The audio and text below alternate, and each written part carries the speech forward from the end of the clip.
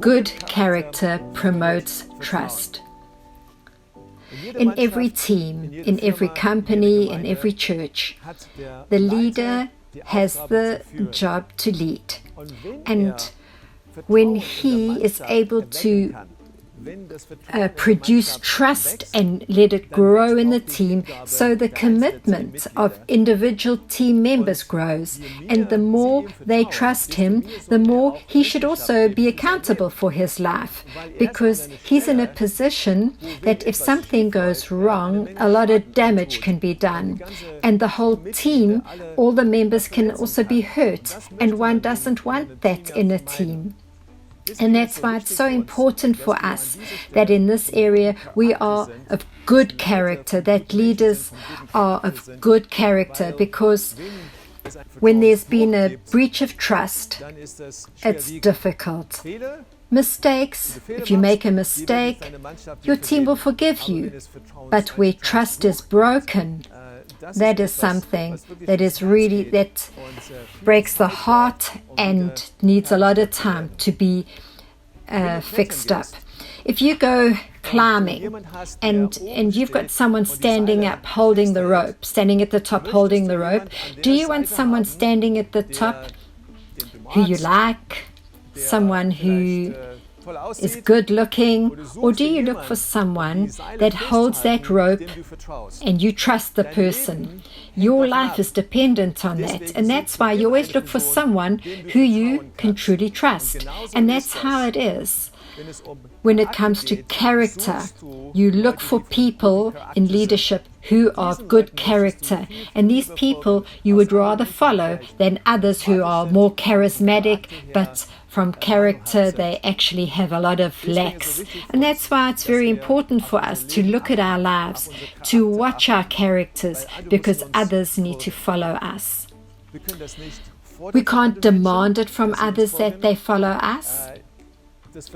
Trust and our ability to lead is it's because the basis is there of integrity and honesty, and if we hold on to our values and live them out, people will want to follow us, even in our team, even if we don't agree with everything we all say, but they're prepared to follow us because they have that feeling they're safe. And they're in a secure area, and they can lead in that safe place. You know where you stand if you're in a team with a person who is allowed to have their opinion, and it's not going to affect the team if it's different to yours. Many years ago we had a situation where we had a review of the previous year and the goals that we had, and I'd made a list of all our goals, and I'd said to the church, this was our goal in number 1, we managed it, number 2 we managed, number 3 yes, number 4 we didn't manage, number 5 we did, and so on. And after the meeting someone came to me and said to me, Wayne, after today I want to become a member of this church. I was amazed, and I thought, I've actually told them also the things that we didn't manage to do and so on, and he wants to become a member. And he said, it's the first time I've heard someone from up front saying or admitting mistakes or admitting things that hadn't been managed. And that's why I've decided today that I want to follow a man like this.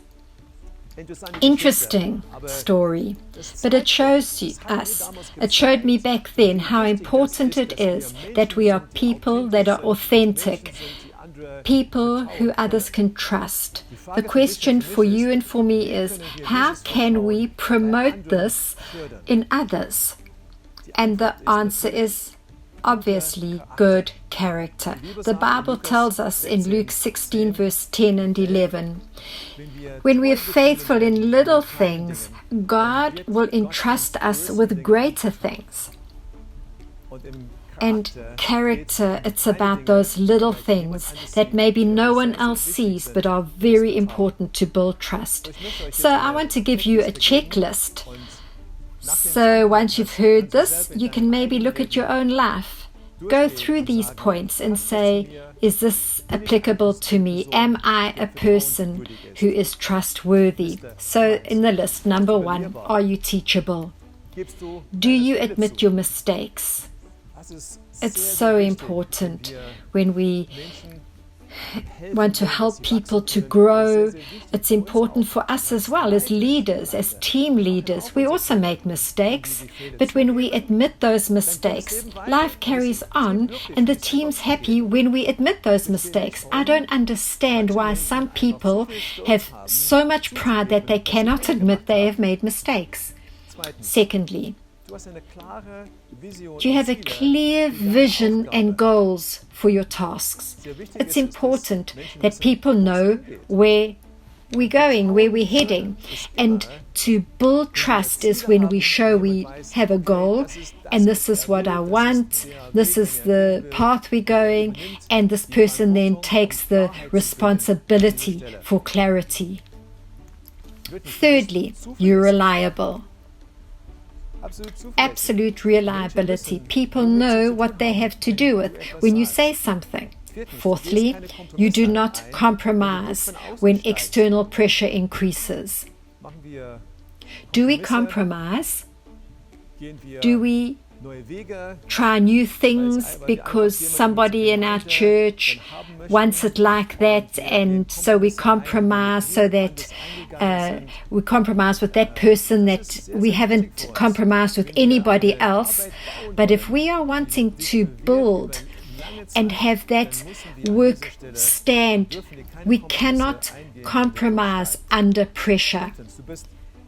Are you, number 5, are you courageous with solving problems and difficulties? Do you deal with difficulties or do you sweep them under the table? Even when it's tough, people will honor and be happy when you find ways, and you will build trust when you are prepared to look for solving problems. But if you continually push problems out the way, and if there are problems where in that moment that you can't solve, that you say, honestly, I can't solve this problem right away, but I will try. And then you are loyal. If there is gossip in your team and you as a leader gossip, others will see that. And if you gossip, you open the door for others to gossip. And when someone sees you gossiping, they will say, well, if they're gossiping about them, they will do it about me. It's important that we do not gossip, that we watch what we say to others about other people.